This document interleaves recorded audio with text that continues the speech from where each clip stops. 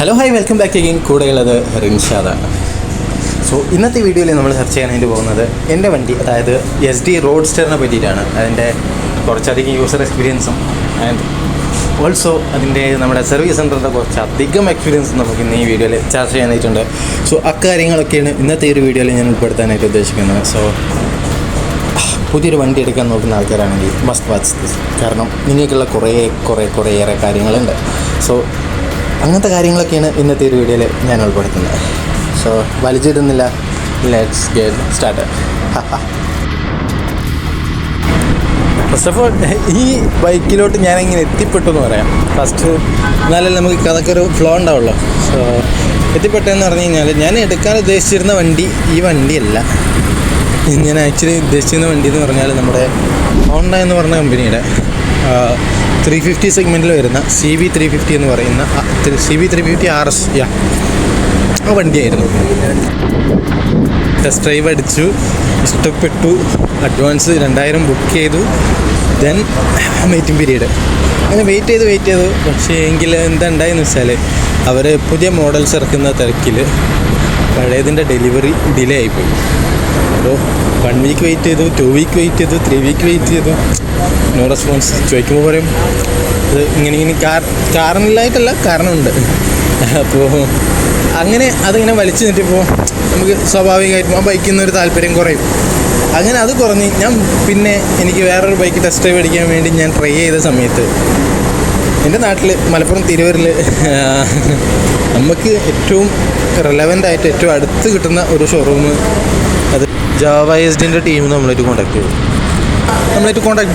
നമ്മൾ അവരായിട്ട് കോൺടാക്ട് ചെയ്തു. നമ്മൾ SD-യുടെ അഡ്വഞ്ചർ ആയിരുന്നു എടുക്കാൻ ഉദ്ദേശിച്ചിരുന്നത്. അഡ്വഞ്ചർ ആയിരുന്നു നോക്കി വെച്ചിരുന്നത്. അപ്പോൾ അതുമായി ബന്ധപ്പെട്ട് അവർ കോൺടാക്ട് ചെയ്തു. അവരത് നമ്മുടെ വീട്ടിലോട്ട് കൊണ്ടുവന്ന് ടെസ്റ്റ് ഡ്രൈവിന് തന്നു. ഒരു കോമഡിയുള്ള കഥകളാണ്. വീട്ടിൽ കൊണ്ടുവന്ന് ടെസ്റ്റ് ഡ്രൈവിന് തന്നു. ദെൻ ഞാനത് ടെസ്റ്റ് ഡ്രൈവ് അടിച്ചു. ഒരുപാട് അടിച്ച് പൊളിച്ചിടക്കി ഓടിച്ചു നോക്കി. കാരണം അതൊരു അഡ്വഞ്ചർ ബൈക്കാണ്, നിങ്ങൾക്കറിയാം, ഞാൻ പറയേണ്ട ആവശ്യമില്ല. അപ്പോൾ അങ്ങനത്തെ ഒരു ബൈക്ക് ഞാൻ ആ ഒരു ലെവലിൽ തന്നെ ഓടിച്ചു എന്ന് തന്നെ പറയാം. നമ്മുടെ നാട്ടിലത്തെ റോഡ് അത്യാവശ്യം നല്ല റോഡായതുകൊണ്ട് നല്ല ഓഫ് റോഡ് കാര്യങ്ങളൊക്കെ ഒന്ന് ചെയ്ത് നോക്കി. അങ്ങനെ ആ ബൈക്ക് എനിക്കിഷ്ടമായി. പക്ഷേങ്കിൽ എൻ്റെ അമ്മക്ക് അത് ഇഷ്ടമായില്ല. അത് കുറച്ച് ഹൈറ്റും കാര്യങ്ങളൊക്കെ ഉള്ള വണ്ടിയല്ലേ.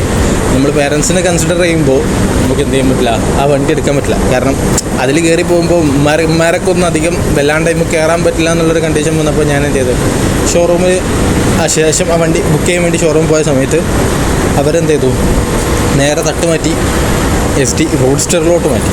അങ്ങനെ റോഡ്സ്റ്റർ ഓക്കെ, നല്ല വണ്ടിയാണ്, കാണാനും ഭംഗിയുണ്ട്, ഒരു ഗെറ്റപ്പൊക്കെ ഉണ്ട്, അത്യാവശ്യം ഗുമ്മും കാര്യങ്ങളും സൗണ്ടും കാര്യങ്ങളും എല്ലാം ഉണ്ട്. അങ്ങനെ ഞാൻ വണ്ടിയെ പറ്റി വല്ലാണ്ട് പഠിച്ചിട്ടോ കാര്യങ്ങളൊന്നുമില്ല. അപ്പോൾ അതാണ് എനിക്ക് അത് പറ്റിയ മെയിൻ മിസ്റ്റേക്ക്. സോ അങ്ങനെ വണ്ടി എടുത്തു, SD റോഡ്സ്റ്റർ എടുക്കാമെന്ന് ഉദ്ദേശിച്ചു. ദെൻ പോയി ഷോറൂമിൽ പോയി വണ്ടി എടുത്തു. അങ്ങനെ വണ്ടിയൊക്കെ എടുത്തു. ഫസ്റ്റ് സർവീസൊക്കെ ഓക്കെ, സർവീസ് അത്യാവശ്യം കുഴപ്പമില്ലായിരുന്നു. 32,000 രൂപയുടെ അടുത്ത് ബില്ല് വന്നിട്ടുള്ളൂ. പക്ഷേ സെക്കൻഡ് സർവീസിനോട്ട് പോയപ്പോൾ എനിക്ക് വന്ന മിസ്റ്റേക്ക് എന്ന് പറഞ്ഞു കഴിഞ്ഞാൽ, സംഭവം അവർ സർവീസ് ചെയ്തിട്ടുണ്ട്, അവർ 32,000 രൂപയുടെ ബില്ലും അടിച്ചിട്ടുണ്ട്. വണ്ടി പ്രോപ്പറായിട്ടൊരു വാട്ടർ സർവീസ് പോലും ചെയ്തിട്ടില്ല. എൻജിൻ ഓയിൽ മാറ്റിയിട്ടുണ്ടെന്ന് പറയുന്നു, മാറ്റിയതായിട്ട് എനിക്ക് തോന്നിയില്ല. അങ്ങനെ ഒരുപാട് മിസ്റ്റേക്സ് അതിലെനിക്ക് നോട്ടീസ് ചെയ്തു.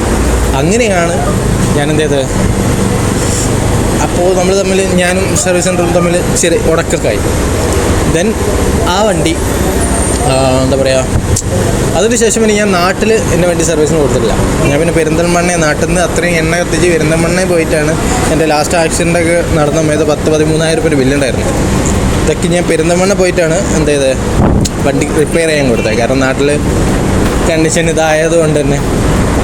അപ്പോൾ പൊതുവേ പിന്നെയാണ് ഞാൻ ഇതിനെപ്പറ്റി നമ്മുടെ 7000 കിലോമീറ്ററിൻ്റെ വീഡിയോ പറഞ്ഞ സമയത്ത് ഒരുപാട് പേര് എൻ്റെ അടുത്ത് പറഞ്ഞൊരു കാര്യം എന്ന് പറഞ്ഞാൽ SD-യുടെ സർവീസിനെ പറ്റിയിട്ടാണ്. സർവീസ് എന്ന് പറഞ്ഞാൽ വൻ ഷോക്കാണെന്നാണ് എല്ലാവരുടെ അഭിപ്രായം, ഒരുവിധം ഷോറൂമുകളിൽ. പക്ഷേ എനിക്കെന്തോ പെരിന്തൽമണ്ണ ഷോറൂമിൽ അത്ര ഷോക്കായിട്ട് തോന്നിയില്ല. കാരണം ഞാൻ വണ്ടി റിപ്പയറിങ്ങിന് കൊടുത്ത് അത് റിപ്പയർ ചെയ്തെടുത്ത സമയത്തും എന്താ പറയുക, എനിക്കെന്തോ ഒരു നല്ലൊരു വർക്ക് ഫീൽ ചെയ്യുന്നുണ്ടായിരുന്നു. കാരണം എല്ലാം മാറ്റിയിട്ടുണ്ട്, എൻജിൻ ഓയിൽ മാറ്റിയിട്ടുണ്ട്, ബ്രേക്ക് ഓയിൽ മാറ്റിയിട്ടുണ്ട്, ബ്രേക്ക് പാഡുകൾ സെറ്റ് കാര്യങ്ങളൊക്കെ മാക്സിമം വണ്ടി പെർഫെക്റ്റ് ആക്കിയിട്ടാണ് തന്നെ.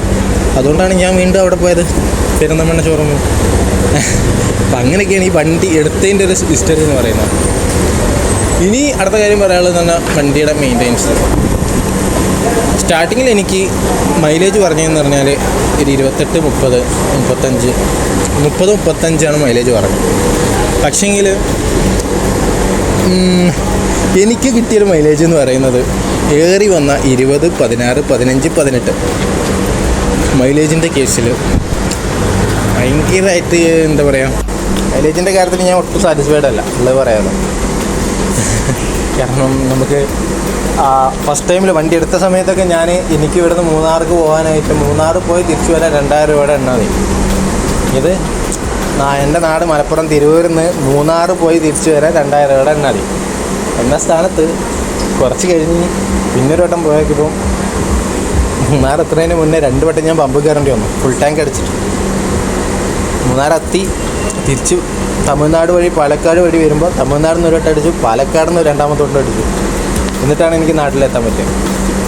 അപ്പോൾ മനസ്സിലായിട്ടുണ്ടാവില്ല മൈലേജ് എത്രത്തോളം ഷോർട്ടായിട്ടുണ്ട്. ഭയങ്കര ഞാൻ ഒട്ടും സാറ്റിസ്ഫൈഡ് അല്ലാത്തൊരു കാര്യം അതാണ് മൈലേജിൻ്റെ കേസിൽ. പിന്നെയെന്ന് പറഞ്ഞു കഴിഞ്ഞാൽ പിന്നെ വണ്ടിയുടെ ലുക്ക് ഒബ്വിയസ്ലി നല്ലൊരു അടിപൊളി ലുക്കാണ്, കാര്യങ്ങളൊക്കെയാണ്. നല്ല 4 ആൾ നോക്കുന്ന വണ്ടിയൊക്കെ തന്നെ അതിൻ്റെ ലെവലിൽ കൊണ്ടുവരുന്നാല്. ചിലരുണ്ട് അതിൻ്റെ സൈലൻസിൻ്റെ കപ്ലിങ്ങൊക്കെ ഊരിയിട്ട് ഒച്ചപ്പാടുണ്ടാക്കി നടക്കുന്ന ആൾക്കാർ. അങ്ങനത്തെ ഞാൻ പറയില്ല, അതൊക്കെ വേറെ യൂണിവേഴ്സ് നമ്മളതിലില്ല. നമ്മൾ നീറ്റ് ആൻഡ് കണ്ടീഷൻ കണ്ടില്ലേ.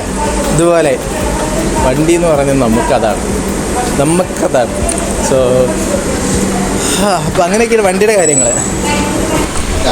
പിന്നെ ഈ വണ്ടി എടുക്കണമെന്ന് ചോദിക്കുന്നവരോട് എനിക്കൊന്നേ പറയാനുള്ളൂ. ഞാൻ വീഡിയോയിൽ പറഞ്ഞ കാര്യമാണ്, വണ്ടി എടുക്കുമ്പോഴും പെണ്ണിനെ നോക്കുമ്പോഴും ലുക്കും മൊഞ്ചും മാത്രം നോക്കിയിട്ട് വണ്ടിയും പെണ്ണും എടുക്കരുത്.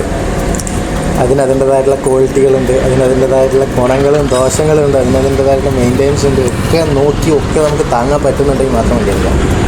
അല്ലെങ്കിൽ പണി പാടുക അവിടുത്തെ എവിടേക്കും അതിൻ്റെ മുന്നേ. സോ അപ്പോൾ അത്രയ്ക്കാണ് കാര്യങ്ങൾ. അപ്പോൾ നിങ്ങളുടെ നാട്ടിലെ സർവീസ് സെൻറ്റർ ഇങ്ങനെയാണെന്നുള്ളതൊന്ന് കമൻറ്റ് ചെയ്യണം. കാരണം നമുക്കറിയാമല്ലോ LSGയുടെ എല്ലായിടത്തുള്ള സർവീസ് സെൻറ്ററും സെയിം ആണോ അല്ലെങ്കിൽ ഇതേപോലത്തെ ബിഹേവ് ആണോ എന്നുള്ളത് എനിക്കറിയില്ല. അതുകൊണ്ടാണ്.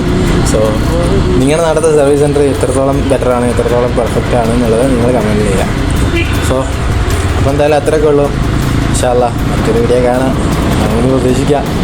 അപ്പോൾ ഓക്കെ, പിന്നെ ദുബായിലെ പുതിയ വിശേഷങ്ങളുമായിട്ട് കാണുന്നവരെ ഇസ്മി Arjun Shah signing off. Bye. La la la la la la la la la la la la la la la la la.